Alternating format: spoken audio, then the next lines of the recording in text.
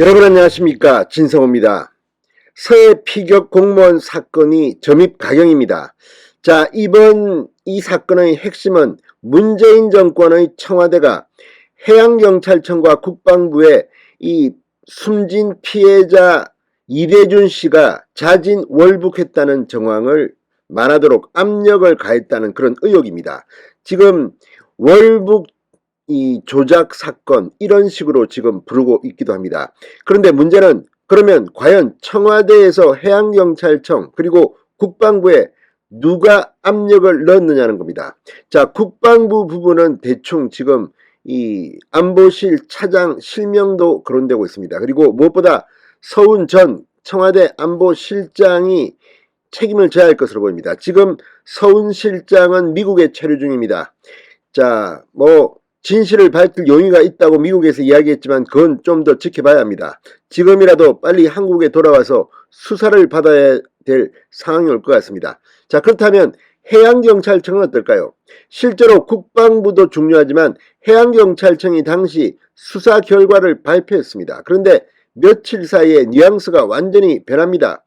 월북이라는 단어는 한 문장에 나온다고 하태경 국민의힘 태스크포스 위원장은 말합니다. 그럼에도 불구하고 이걸 월북으로 몰고 갔다는 의혹입니다. 왜 그랬을까요? 당시 문재인 전 대통령은 이 녹화를 마치고 UN 총회에서 연설이 곧 방영될 예정이었습니다. 당시는 코로나 상황이었기 때문에 직접 참석하지는 않고 영상을 통해 연설이 진행되는데 종전선언 같은 이런 민감한 것 때문에 김정은의 눈치를 본 게 아니냐는 의혹입니다.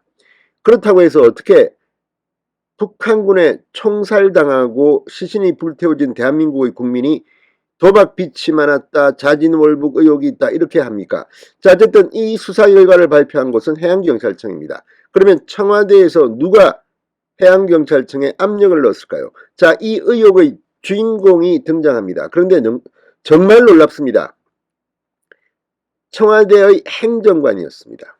자, 경찰을 상대하는 청와대의 조직은 민정수석실 산하에 있습니다.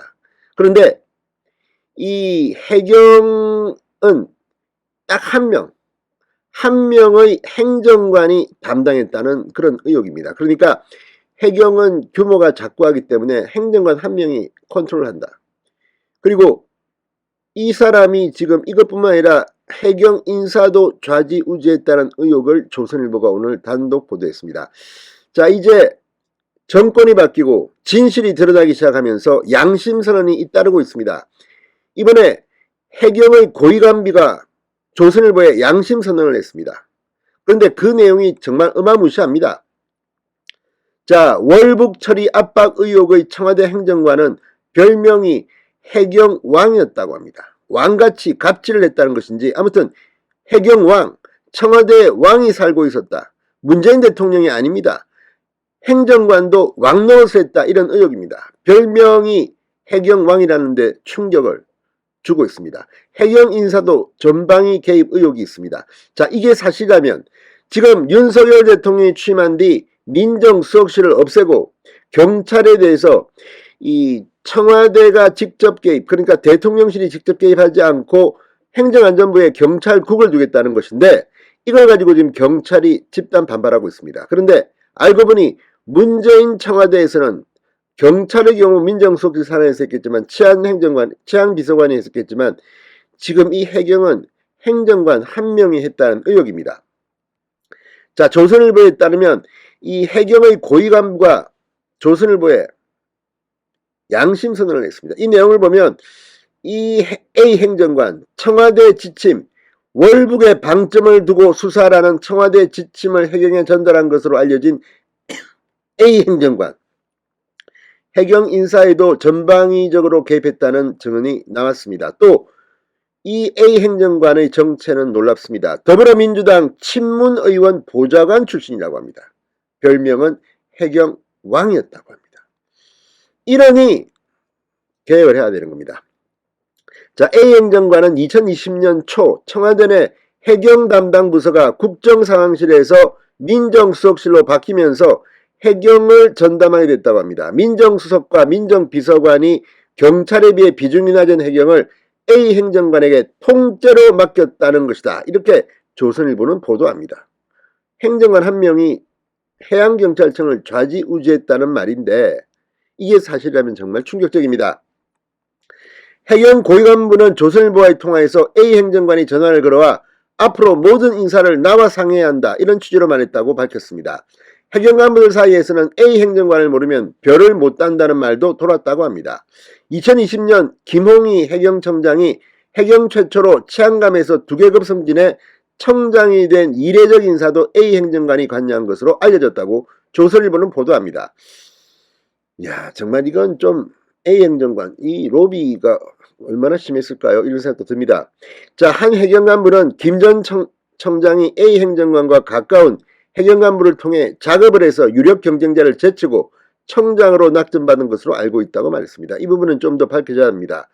작년 말 정봉훈 현 해경청장 임명에도 A 행정관 입김이 작용한 의혹이 있다고 조선일보는 말합니다. 해경 관계자는 정 청장이 정년에 걸려 후보군에 들지 못할 상황이었는데 A 행정관이 과거 정부에서도 정년을 앞둔 간부를 청장에 앉힌 전례가 있다며 정 청장을 밀었다고 들었다. 이렇게 말했습니다. 자, 이건 어디까지나 주장이기 때문에 예단하지는 않겠습니다. 그렇지만 이런 말이 나올 만큼 A 행정관은 해경왕이라는 별명에 걸맞는 권력이 있었던 게 아닌가 하는 의혹이 들고 있습니다. 자, 아무튼 조선일보에 따르면 중간 간부들도 인사를 앞두고 해경에서는 A 행정관에게 줄을 섰다고 합니다. 국장 과장급 일부가 어젯밤 A 행정관 만나고 왔다는 말을 자랑처럼 하고 다녔다고 한 해경 간부는 말했다고 합니다. 야, 정말 문재인 청와대 큰일 났네요. 자, 이대준 씨 유족은 28일 A 행정관을 공무집행방해와 직권남용 혐의로 검찰에 고발하겠다고 밝혔습니다. A 행정관이 월북에 방점을 두고 수사라는 청와대 지침을 해경에 전달하고 해경수사정보국장을 직접 압박했다는 의혹 등을 수사로 밝혀달라는 것입니다. A 행정관은 변호인을 통해 수사 방향 등 의견을 전달한 바 없다고 했습니다. 자, 이 반론, 이건 수사를 통해서 밝혀야 할 일입니다. 서울중앙지검이 바빠지겠습니다. 진성호의 융단 폭격이었습니다. 여러분 감사합니다.